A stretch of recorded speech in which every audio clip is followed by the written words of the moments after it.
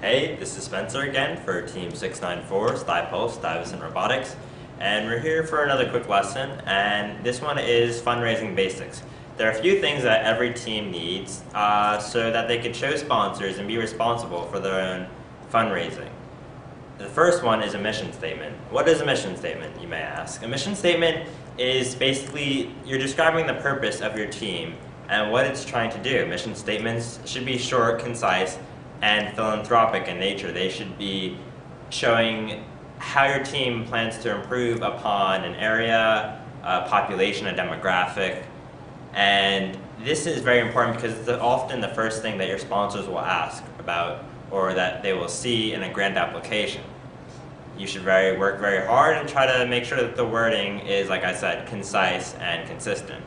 The second thing is a budget. A budget is very important because it allows you to have a plan about how money will be spent.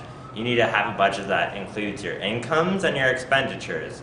Your incomes should be both projected incomes, how much you think you'll make from different sponsors, and how much you've already made.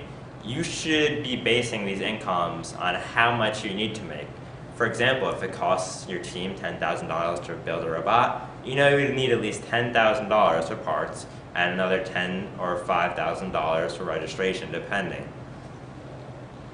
It's very hard to kind of guess how much money your team is going to use up during the season, but you want to try to be as accurate as possible. This way, you're not stuck at the end of the season scrambling for money because you're in the red. The third important thing is timeline / deadlines. These are very important because it keeps your team members on task, and it also gives sponsors, a sense of responsibility that your team is not just doing things whenever they feel like it, that there's leadership and organization within the team. This kind of instills confidence in your sponsors, and they'll more readily sponsor you if they feel confident in you and your abilities, or your team's abilities. And the last thing for today's session is giving back.